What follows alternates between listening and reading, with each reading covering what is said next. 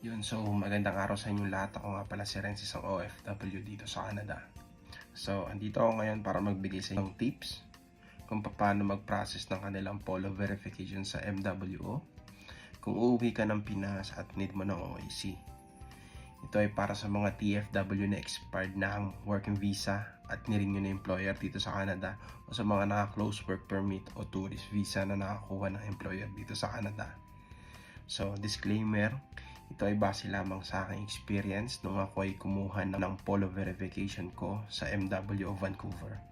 So, valid passport. So, kailangan yung passport nyo 6 months before the expiration nun. So, kailangan valid. Pangalawa is valid re-entry visa o yung ETA nyo. Yung sa valid re-entry visa, ito yung mga naka-tourist visa. So, ang validity nun is 10 years. And dun sa mga naka-working visa, usually 2 years ang validity nun. Pero kung expired na at naka-renew ka ni employer, tapos nabigyan ka ng work permit, ang kailangan mo lang is ETA.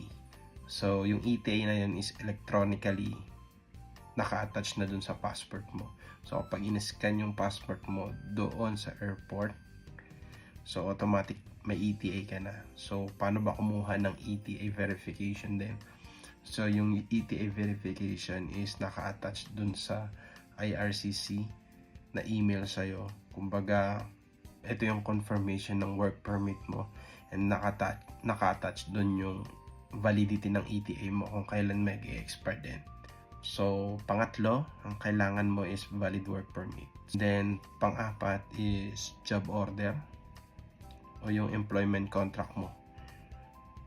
Binibigay naman yun ng consultant o kung yung employer mo.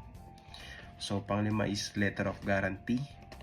So, sa letter of guarantee is ito yung verification letter na kung saan kinukumpirma yung status ng trabaho mo sa iyong employer. So, yun lang. Verification letter for contract.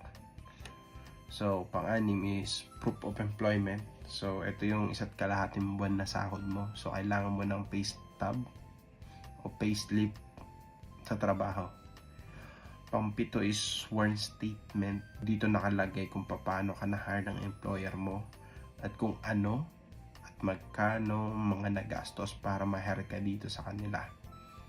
So, overall, 7 yun, 7 documents. So, kailangan mo ng 2 copies for each. And then, need mo rin magpa-appointment sa MWO. So, punta ka lang dito sa website na to. Yan, Flinash ko yan. So, punta ka lang dyan. And then, mag-sign up ka, mag-fill up ka ng form for appointment. And then, syempre, pag nandun ka na, payment niya is $15.50. $15.50. Yan lang. So, kung may tanong ka regarding sa polo verification, message mo lang ako. Bye-bye!